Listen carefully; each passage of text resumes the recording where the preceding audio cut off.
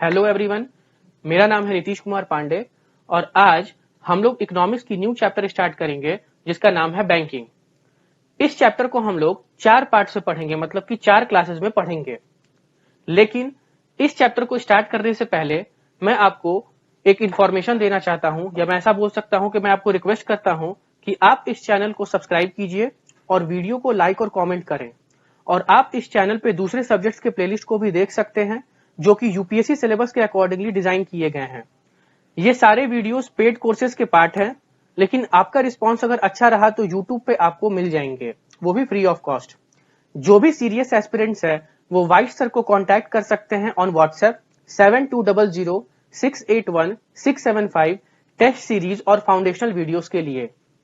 इस चैप्टर को स्टार्ट करने से पहले मैं एक और इंफॉर्मेशन आपको देना चाहता हूं कि मैंने इकोनॉमिक्स की चैप्टर 1 ग्रोथ एंड डेवलपमेंट को 2 पार्ट्स में कवर किया है, मतलब कि 2 क्लासेस में कवर किया है।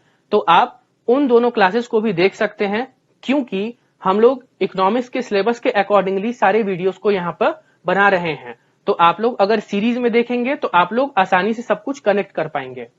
तो चलिए आज का क्लास हम लोग शुरू करते हैं। बैंकिंग पार्ट 1, यह है आपका कंटेंट, जिसमें हम लोग बेसिक्स ऑफ बैंक पढ़ेंगे, फाइनेंशियल इंटरमीडिएशन के बारे में जानेंगे कि क्या होता है, बैंकिंग सिस्टम के बारे में जानेंगे, schedule versus non schedule bank के बारे में जानेंगे, रीजनल रूरल बैंक्स क्या होता है, कोऑपरेटिव बैंक क्या होता है, डेवलपमेंट फाइनेंस इंस्टीट्यूशन क्या होता है।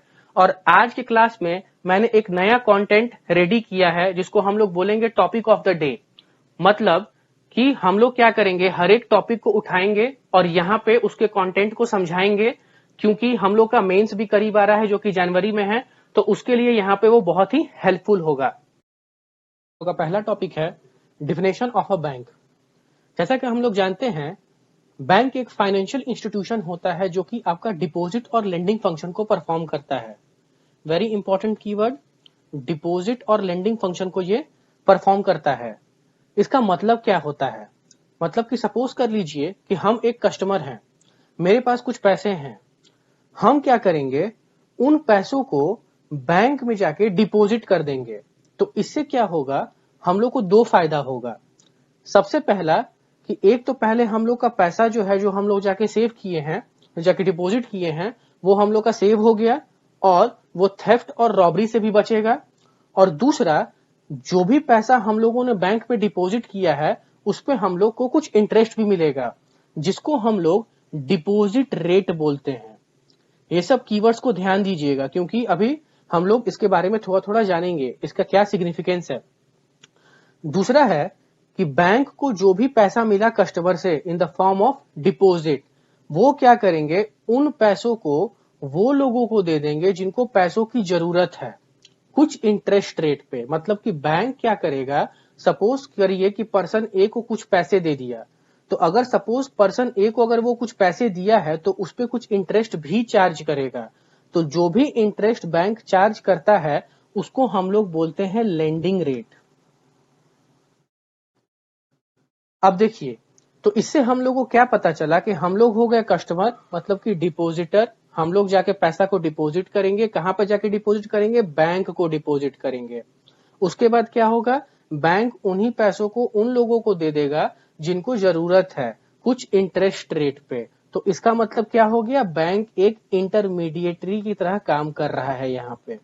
जैसे कि हम लोग यहाँ पे समझेंगे नंबर में, नंबर 1 समझ लीजिए कि हम लोग हो गए कस्टमर, नंबर 2 हो गया बैंक, और नंबर 3 हो गया आपका वो पर्सन या वो कंपनी या वो बिजनेस फर्म जिनको पैसे चाहिए। फिर हम लोग क्या करते हैं, हम लोग अपने पैसे बैंक को जाकर डिपॉजिट कर देते हैं।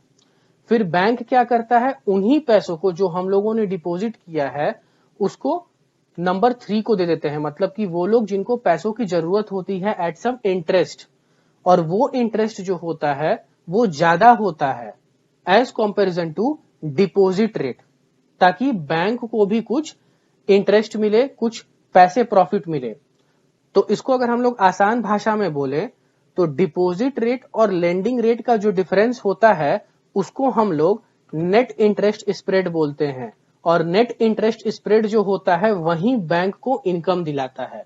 तो ये प्रॉपर आपका एक बैंक का फंक्शन हो गया। नेक्स्ट है आपका essential functions of a bank, मतलब कि बैंक के क्या क्या फंक्शन होते हैं। तो सबसे पहले तो हम समझ चुके हैं कि वो बैंक क्या करता है, डिपॉजिट्स एक्सेप्ट करता है, फिर उन्हीं डिपॉजिट को लेंड करता है, मतलब कि लोन में घुमाता है मार्केट में। और तीसरा, वो फाइनेंशियल इंटरमीडिएशन करता है। फाइनेंशियल इंटरमीडिएशन क्या होता है उसको हम लोग आने वाले स्लाइड्स में थोड़ा समझेंगे कुछ पॉइंट्स में।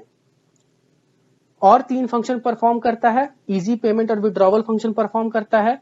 दूसरा आपका रिस्क मैनेजमेंट का काम करता है, मतलब कि हम लोग जैसे कस्टमर हो गए, हम लोग क्या करते हैं, अपने पैसे को जाके बैंक में डिपॉजिट कर देते हैं और बैंक उनको सेफली वो पैसे को रखता है। तो एक तरह से क्या हो रहा है, हम लोग का रिस्क जो है वो मैनेज हो रहा है, मतलब कि थेफ्ट और रॉबरी से हम लोग का पैसा बच रहा है। तीसरा है आपका इकोनॉमिक डेवलपमेंट। इकोनॉमिक डेवलपमेंट को भी हम लोग आने वाले स्लाइड्स में समझेंगे। तो 2 टॉपिक याद रखिएगा, फाइनेंशियल इंटरमीडिएशन और इकोनॉमिक डेवलपमेंट। इसको थोड़ा सा हम लोग डिटेल में समझेंगे। तो सबसे पहला है आपका फाइनेंशियल इंटरमीडिएशन। तो फाइनेंशियल इंटरमीडिएशन कुछ नहीं होता है, बैंक जो फंक्शन परफॉर्म कर रहा है, एक तरह से डिपॉजिट कर रहा है, फिर उसके बाद उसी फंक्शन को लेंड कर दे रहा है, मतलब उसी पैसों को वो लेंड कर दे रहा है, उसी को हम लोग फाइनेंशियल इंटरमीडिएशन बोलते हैं। मतलब कि हम लोग हुए कस्टमर, हम लोग अपने पैसे को क्या किए, बैंक में जाके डिपॉजिट किए, बैंक क्या किया, उन्हीं पैसों को बोरोवर्स को जाके लेंड कर दिया, मतलब कि लोन के फॉर्म में दे दिया। ये जो फाइनेंशियल इंटरमीडिएशन का प्रोसेस होता है, इसके हेल्प से बैंक जो है एसेट को लायबिलिटीज में कन्वर्ट कर देता है। बैंक जो है वो आपका रिस्क मिटिगेटर की तरह काम करता है। जस्ट कुछ देर पहले मैंने आपको समझाया था कि हम लोग एज अ सेवर हम लोग क्या करेंगे, पैसों को जाके डिपॉजिट करेंगे और इससे क्या होगा कि जो थेफ्ट और रॉबरी का जो रिस्क है वो रिड्यूस होगा और उसके साथ ही साथ हम लोग को यहाँ पे कुछ इंटरेस्ट भी अर्न करने को मिलेगा। बैंक क्या करता है, कुछ सर्विसेज भी प्रोवाइड करता है, जैसे कि saving account deposit, demand deposit आपका क्या कहते हैं सर्विसेज प्रोवाइड करता है, जिसके हेल्प से सेवर्स क्या करते हैं, मतलब कि हम लोग कस्टमर हो गए, हम लोग पैसों को विड्रॉ करते हैं इमीडिएट बेसिस पे। तो इसका मतलब क्या है, ये लोग यहाँ पे लिक्विडिटी विथ सिक्योरिटी का भी सर्विसेज हम लोग को प्रोवाइड करते हैं। नेक्स्ट है कि बैंक जो है वो ग्रोथ कैसे प्रमोट करता है। हम आपको बताए थे कि 2 कॉन्सेप्ट बताएंगे, एक फाइनेंशियल इंटरमीडिएशन और दूसरा आपका इकोनॉमिक ग्रोथ। तो बैंक जो है वो आपका इकोनॉमिक ग्रोथ कैसे प्रमोट करता है। सबका फॉर्मेट सेम है, सबका नेचर सेम है, मतलब कि डिपॉजिट करेंगे पैसे, उसके बाद बैंक क्या करेगा, उन्हीं पैसों को लेंड करेगा। सपोज कीजिए कि बैंक जो है वो बिजनेस फॉर्म को कुछ पैसे लेंड किया है, तो वो बिजनेस फॉर्म क्या करेंगे, वो अपने प्रोडक्ट्स को मैन्युफैक्चर करने में या प्रोडक्शन ऑपरेशन में वो उसको लगा देगा। तो अगर प्रोडक्शन ऑपरेशन में लगाया है तो इसका मतलब क्या है कि उस प्रोडक्ट को प्रोड्यूस करने के लिए उनको बहुत सारे लोगों की जरूरत होगी। तो अगर बहुत सारे लोगों को जरूरत होगी तो इसका मतलब ये है कि एम्प्लॉयमेंट जनरेट होगा और आपका इनकम भी जनरेट होगा। उसके बाद फिर क्या होगा, जितना ज्यादा सेविंग्स होगा उतना ज्यादा लेंडिंग होगा और ये साइकिल रिपीट करते रहेगा। फिर से एक बार आपको समझा देते हैं, सेवर्स जो पैसा डिपॉजिट करते हैं बैंक में, बैंक उनको क्या करता है, लेंड कर देता है इन्वेस्टर को। फिर उसके बाद क्या होता है, वही इन्वेस्टर आपका पैसा इन्वेस्ट करते हैं प्रोडक्शन प्रोसेस में, तो जिसके हेल्प से क्या होता है कि एम्प्लॉयमेंट क्रिएट होता है। एम्प्लॉयमेंट क्रिएट होता है और इस साइकिल को अगर रिपीट करना है तो जितना ज्यादा सेविंग्स होगा उतना ज्यादा आपका लेंडिंग होगा। यहाँ पे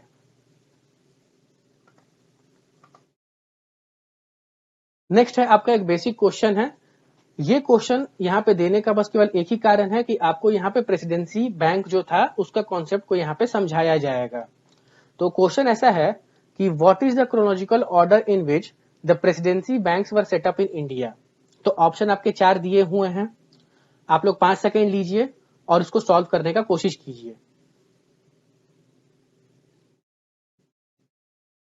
ठीक है, इसके सॉल्यूशन पे चलते हैं। सॉल्यूशन आपको पता है कि ए है। पहला बंगाल में क्या कहते हैं प्रेसिडेंसी बैंक सेटअप हुआ था, फिर बॉम्बे में सेटअप हुआ और फिर उसके बाद मद्रास में आपका सेटअप हुआ था। अब थोड़ा इसको समझेंगे, इसके कॉन्सेप्ट्स को। क्या हुआ कि सबसे पहले आपका 3 प्रेसिडेंसी बैंक्स ब्रिटिशर्स ने सेटअप किया था।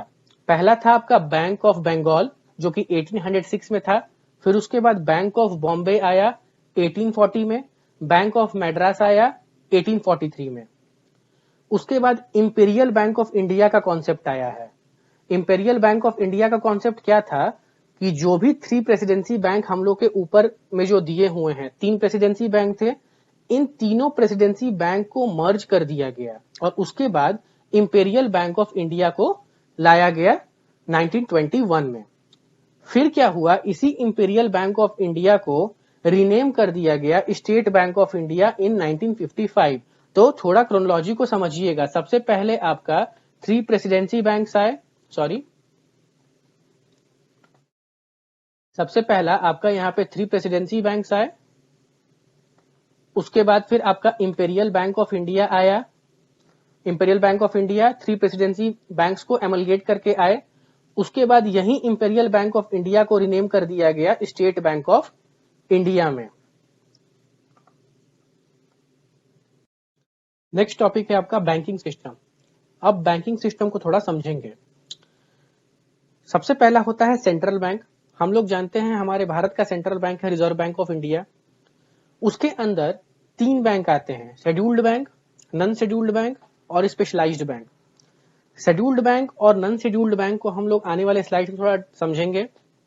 शेड्यूल्ड बैंक के अंदर 2 बैंक्स होते हैं, मतलब 2 टाइप्स ऑफ बैंक होते हैं, कॉमर्शियल बैंक जो कि कॉमर्शियल फंक्शन परफॉर्म करते हैं और कोऑपरेटिव बैंक, मतलब आपको पता है। कॉमर्शियल बैंक के अंदर public sector bank, private sector bank, foreign bank और रीजनल रूरल बैंक, और कोऑपरेटिव बैंक्स के अंदर state and central cooperative bank और प्राइमरी एग्रीकल्चर क्रेडिट सोसाइटी।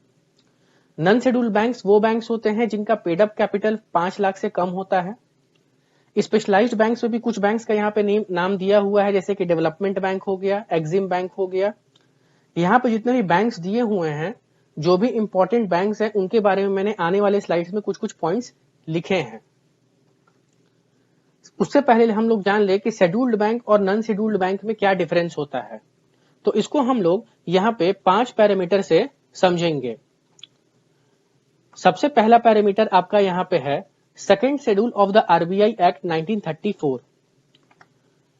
मतलब कि वो बैंक जो कि आपका second schedule of the RBI act 1934 में लिस्टेड हैं, उनको हम लोग शेड्यूल्ड बैंक बोलते हैं। और अगर नॉन शेड्यूल्ड बैंक की बातें करें तो जस्ट इसका अपोजिट होगा, मतलब कि वो बैंक जो आपका second schedule of RBI act में मेंशन नहीं है, वो आपका नॉन शेड्यूल्ड बैंक होते हैं। दूसरा इनका मतलब समझ लें कि ये क्या होता है। शेड्यूल्ड बैंक वो बैंकिंग कंपनी होते हैं जिनका पेड अप कैपिटल आपका 5 लाख या उससे ज्यादा होगा। नॉन शेड्यूल्ड बैंक्स वो बैंक होते हैं जिनका पेड अप कैपिटल 5 लाख से कम होता है और वो आरबीआई रिक्वायरमेंट्स के बेसिस पे कॉम्प्लाई नहीं करते हैं। तीसरा पॉइंट आपका है कैश रिजर्व रेशियो के बेसिस पे शेड्यूल्ड बैंक्स को कैश रिजर्व रेशियो मेंटेन करना पड़ता है आरबीआई के साथ, लेकिन नॉन शेड्यूल्ड बैंक्स जो हैं वो कैश रिजर्व रेशियो खुद के साथ ही मेंटेन करते हैं। फोर्थ पॉइंट है आपका बोरोइंग पैरामीटर पे। शेड्यूल्ड बैंक जो होते हैं वो ऑथराइज्ड हैं कि वो बोरो कर सकते हैं fund reserve bank of India से, लेकिन नॉन शेड्यूल्ड बैंक ऑथराइज्ड नहीं है। और पांचवा है आपका रिस्क पैरामीटर के बेसिस पे। तो शेड्यूल्ड बैंक जो होते हैं वो फाइनेंशियली स्टेबल होते हैं, लेकिन नॉन शेड्यूल्ड बैंक जो है वो रिस्कियर होते हैं बिजनेस पर्पस पे। नेक्स्ट है आपका रीजनल रूरल बैंक। इस टॉपिक को पढ़ाने से पहले मैं कुछ पॉइंट्स बताना चाहता हूं या कुछ एडवाइस देना चाहता हूं।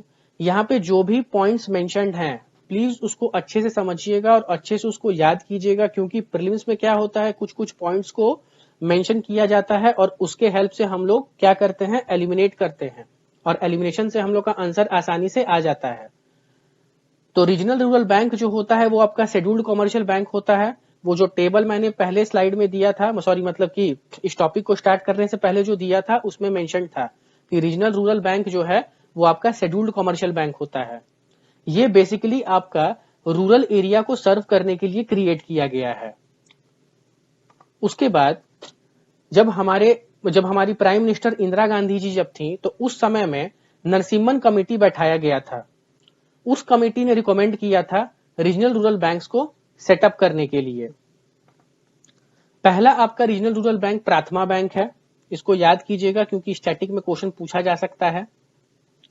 और रीजनल रूरल बैंक जो है उसमें 3 लोगों का, या हम लोग बोल सकते हैं कि 3 एंटिटीज का शेयर होल्डिंग होता है। सबसे पहला आपका सेंट्रल गवर्नमेंट, जिसका 50% शेयर होल्डिंग है, स्टेट गवर्नमेंट जिसका 15% शेयर होल्डिंग है, और आपका स्पॉन्सर बैंक जिसका 35% शेयर होल्डिंग है। एक बार फिर से समझा रहे हैं, उसको ध्यान से सुनिएगा।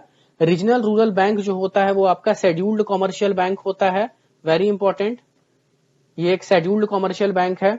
उसके बाद ये आपका रूरल एरिया को सर्व करने के लिए बेसिकली क्रिएट किया गया है। नरसिम्हन कमेटी ने रिकमेंड किया था, उसके बेसिस पे रीजनल रूरल बैंक को लाया गया। सबसे पहला रीजनल रूरल बैंक आपका प्रथमा बैंक है और इसका शेयर होल्डिंग 3 एंटिटीज में बटा हुआ है, central government, state government and sponsor bank. Regional rural bank का कुछ फंक्शंस भी है, जैसे कि ये आपका बेसिकली रूरल और सेमी अर्बन एरियाज को बैंकिंग फैसिलिटीज प्रोवाइड कराते हैं। दूसरा, गवर्नमेंट ऑपरेशंस कैरी करते हैं, जैसे कि डिसबर्स करेंगे वेज आपका मनरेगा वर्कर को या पेंशन डिस्ट्रीब्यूशन करते हैं। और तीसरा, आपका पैरा बैंकिंग फैसिलिटीज भी क्रिएट करते हैं, जैसे कि locker facility, debit and credit card facilities. ये सब जितना भी पॉइंट्स है इसका फंक्शन का, ये हम लोग आगे पेमेंट बैंक और स्मॉल फाइनेंस बैंक पढ़ेंगे तो उस समय भी देखेंगे, क्योंकि बेसिकली एक बहुत ही कंफ्यूजन क्रिएट हो जाता है। और ये सब पॉइंट्स आपका डायरेक्ट कभी कभी प्रीलिम्स से पूछा जाता है, जिसके हेल्प से आप एलिमिनेट कर सकते हैं और आंसर को पा सकते हैं। क्या आरआरबी एक फेलियर है? ये बेसिकली अगर हम लोग इस टॉपिक को समझें तो हम लोग का मेंस पे बहुत काम आ सकता है। 4 इश्यूज को मैं आपको बताऊंगा और उसको आप ध्यान से समझिएगा। सबसे पहला, high non performing asset create कर चुका है आरआरबी आपका। इसका अनरेस्ट्रिक्टेड ब्रांच एक्सपेंशन है, जिसके वजह से बहुत ज्यादा लॉसेस भी क्रिएट हो चुके हैं। प्रोफेशनल मैनेजमेंट का भी लैकिंग है। और चौथा, इनफॉर्मल लेंडिंग कर रहा है, तो जिसके वजह से जो मतलब कि बहुत सारा प्रॉब्लम क्रिएट आपका हो रहा है इनफॉर्मल लेंडिंग के वजह से। तो बेसिकली मेंस में जो क्वेश्चन आता है तो उसमें क्या होता है कि बेसिकली हम लोग को इश्यूज पे ही क्वेश्चन पूछा जाता है। तो आपको यहां से क्वेश्चन ये पूछा जा सकता है कि आरआरबी अगर फेलियर है तो आप अपना कुछ सुझाव दें। तो मैंने आपको 4 इश्यूज बताए हैं, आप इस विषय में सोचें और एक अच्छा अपना सुझाव दे सकते हैं। नेक्स्ट है आपका कोऑपरेटिव बैंक। इस टॉपिक को स्टार्ट करने से पहले मैं एक बार फिर से आपको एक इंफॉर्मेशन देना चाहता हूं कि देखिए यहाँ पे 3 वर्ड्स को फर्स्ट लाइन में, फर्स्ट जो बुलेट पॉइंट है इसमें 3 वर्ड्स को मैंने डार्क ब्लू कलर से यहाँ पे कलर्ड किया है। तो इसका मतलब क्या है पहले वो समझ लीजिए। यूपीएससी क्या करता है, प्रीलिम्स में यहीं पे गेम अपना करता है, जैसे कि रजिस्टर्ड, रेगुलेटेड, गवर्न्ड, ये सब वर्ड्स को यूज करके वो गेम खेलता है या वो ट्रिक्स प्ले करता है। तो इसीलिए ध्यान दीजिएगा, कोऑपरेटिव बैंक ऑफ इंडिया जो है वो आपका स्टेट कोऑपरेटिव सोसाइटी एक्ट के तहत उसको रजिस्टर्ड किया गया है। यहां पे आप देख सकते हैं रजिस्टर्ड टर्म है। Next, reserve bank of India regulate करता है कोऑपरेटिव बैंक को। और थर्ड, कोऑपरेटिव बैंक्स जो हैं उनको गवर्न करने के लिए 2 एक्ट है, एक आपका बैंकिंग रेगुलेशन एक्ट ऑफ 1949 और दूसरा banking laws cooperative societies act of 1955। ये जो कोऑपरेटिव बैंक्स होते हैं वो आपका no profit no loss basis पे काम करते हैं। अगर सपोज ये रूरल एरियाज में हैं तो ये बेसिकली एग्रीकल्चरल बेस्ड एक्टिविटी पे फोकस करते हैं, जैसे कि आपका फार्मिंग हो गया, लाइफ स्टॉक हो गया, डायरी हो गया। ये आपका लोन्स भी प्रोवाइड करते हैं स्मॉल यूनिट्स को, या हम लोग बोल सकते हैं कि आपका कॉटेज इंडस्ट्री को, सेल्फ एम्प्लॉयमेंट एक्टिविटी के लिए भी क्या कहते हैं आपका ये लोन प्रोवाइड करते हैं। लेकिन वहीं आपका अर्बन एरिया में होंगे तो ये फाइनेंस करते हैं एंटरप्रेन्योर्स को। उसके बाद फिर आपका स्मॉल बिजनेस के लिए भी ये फाइनेंस करेंगे, स्मॉल सेल्फ एम्प्लॉयमेंट के लिए फाइनेंस करते हैं, एजुकेशन के लिए भी आपका फाइनेंस करते हैं। तो ये सब फंक्शन है आपका कोऑपरेटिव बैंक का। और 3 कीवर्ड्स को याद रखिएगा, registered, regulated and governed. Next है आपका development finance. Development financial institution से हम साफ समझ पा रहे हैं कि वो फाइनेंशियल इंस्टीट्यूशन जो डेवलपमेंट को प्रमोट करते हो।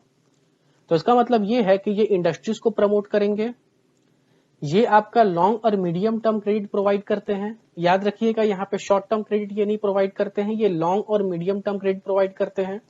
ये लोन्स जो प्रोवाइड करते हैं वो बहुत ही बेटर टर्म्स पे होता है और जो भी इंडस्ट्रीज का नीड होता है उसके भी ये केयर करते हैं। डेवलपमेंट फाइनेंशियल इंस्टीट्यूशंस जो होते हैं वो 4 कैटेगरीज में या 4 क्लासिफिकेशंस उनका है, जैसे all India development financial institutions, special development financial institutions, refinance institutions और इन्वेस्टमेंट इंस्टीट्यूशंस। हर एक कैटेगरी के कुछ एग्जांपल्स ऑलरेडी इस स्लाइड में दिए हुए हैं, लेकिन आने वाले स्लाइड्स में हम लोग कुछ डेवलपमेंट फाइनेंशियल इंस्टीट्यूशंस को डिस्कस करेंगे जो आपके एग्जामिनेशन पॉइंट ऑफ व्यू से बहुत ही ज्यादा इंपॉर्टेंट है। सबसे पहला है आपका IFCI, industrial financial corporation of India. फिर से मैं बता रहा हूं, ये सब जो पॉइंट्स यहाँ पे मेंशन है इसको अच्छे से समझिएगा और अच्छे से याद कीजिएगा, क्योंकि ये सब पॉइंट्स आपके यूपीएससी में पूछे जा सकते हैं, क्योंकि यूपीएससी आजकल बहुत ज्यादा डायनेमिक हो चुका है, तो जिसके वजह से ये सब इंस्टीट्यूशंस भी जो हैं उनके बारे में भी आपको डायरेक्ट क्वेश्चन देखने को मिल सकता है। तो सबसे पहला है आपका industrial finance corporation of India. ये आपका भारत का सबसे पहला DFI है, जो कि आपका 1948 में सेटअप हुआ था और ये आपका पब्लिक लिमिटेड कंपनी में कन्वर्ट कर दिया गया था 1993 में। ये आपका लॉन्ग टर्म लोन्स ग्रांट करता है, शेयर्स और डिबेंचर का अंडर राइटिंग भी परफॉर्म करता है और बहुत सारे अन्य इसके फंक्शंस हैं। नेक्स्ट है आपका ICICI, industrial credit and investment corporation of India. ये आपका 1995 में सेटअप हुआ था और इसको बैंक में कन्वर्ट कर दिया गया 2002 में। इसका जो फंक्शंस था, ये लॉन्ग और मीडियम टर्म लोन्स दोनों प्रोवाइड करते हैं। ये आपका IFCI और IDBI से 3 पैरामीटर्स पे डिफर्ड करते हैं। सबसे पहला ओनरशिप, दूसरा है मैनेजमेंट और तीसरा है आपका लेंडिंग ऑपरेशन। तो यहां पे हम लोगों ने 2 DFI को थोड़ा अच्छे से समझ लिया है। नेक्स्ट है आपका IDBI, industrial and development bank of India. ये आपका शुरुआती समय में RBI का सब्सिडरी के फॉर्म में इसको सेटअप किया गया था, फिर 1976 में इसको ऑटोनोमस बना दिया गया। ये आपका एपेक्स ऑर्गेनाइजेशन है डेवलपमेंट फाइनेंसिंग के फील्ड में और इसको 2004 के समय में इसको बैंक में कन्वर्ट कर दिया गया था। नेक्स्ट है आपका CDP, small industry development bank of India. ये आपका IDBI के सब्सिडरी के फॉर्म में सेटअप किया गया था 1989 में और ये आपका एपेक्स ऑर्गेनाइजेशन है स्मॉल स्केल फाइनेंस के फील्ड में। यूनियन बजट 1998 और 1999 में प्रपोज किया गया कि इसको हम लोग IDBI से डीलिंक कर देंगे।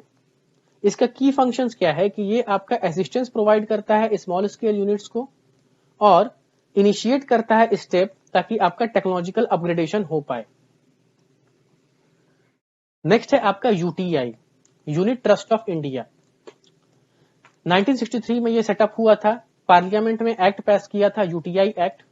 ऑब्जेक्टिव इसका ये था कि ये जो भी पीपल का सेविंग्स है उसको इक्विटीज और कॉर्पोरेट डेट में चैनलाइज कर देगा और एक फ्लैगशिप स्कीम था UTI का जिसका नाम था यूनिट स्कीम 64।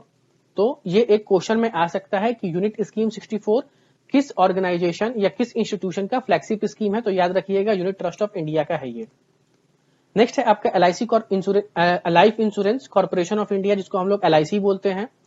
LIC आपका 1956 में सेटअप हुआ था और ये इंश्योरेंस बिजनेस को जब नेशनलाइज किया गया था, मतलब कि जब इंश्योरेंस बिजनेस आपका नेशनलाइज हो गया तो उस केस में आपका LIC आया था।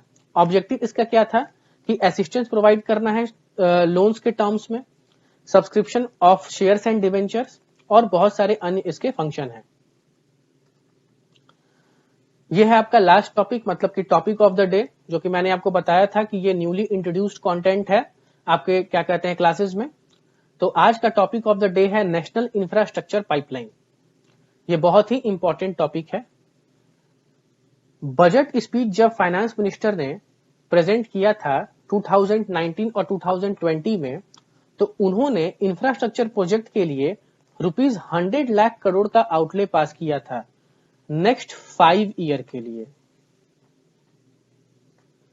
ये पहला ऐसा इनिशिएटिव है जो कि आपका प्रोवाइड कर रहा है वर्ल्ड क्लास इंफ्रास्ट्रक्चर और जो हमारे लोग हैं उनके लाइफ को भी इंप्रूव करेगा, मतलब उनके क्वालिटी ऑफ लाइफ को इंप्रूव करेगा। ये आपका प्रोजेक्ट प्रिपरेशन को इंप्रूव करेगा, इन्वेस्टमेंट को अट्रैक्ट करेगा, मतलब कि डोमेस्टिक और फॉरेन इन्वेस्टमेंट दोनों इंफ्रास्ट्रक्चर के फील्ड में, और ये बहुत ही क्रूशियल रोल प्ले करेगा क्योंकि हमारा कंट्री टारगेट करता है कि 2025 में 5 ट्रिलियन इकोनॉमी हम लोग का होना चाहिए। तो उस क्षेत्र में ये एक बहुत ही अच्छा रोल प्ले करेगा। ये आपका इकोनॉमिक और सोशल इंफ्रास्ट्रक्चर प्रोजेक्ट दोनों को कवर करेगा। नेशनल इंफ्रास्ट्रक्चर पाइपलाइन के संदर्भ में अतानु चक्रवर्ती टास्क फोर्स को संगठित किया गया था। अतानु चक्रवर्ती टास्क फोर्स ने कुछ रिकमेंडेशंस और ऑब्जर्वेशन पास किए हैं, जैसे कि अतानु चक्रवर्ती टास्क फोर्स ने कहा कि 111 लाख करोड़ अगले 5 साल के लिए इन्वेस्टमेंट चाहिए ताकि आपका इंफ्रास्ट्रक्चर प्रोजेक्ट बिल्ड हो सके और इकोनॉमिक ग्रोथ को हम लोग ड्राइव कर सके।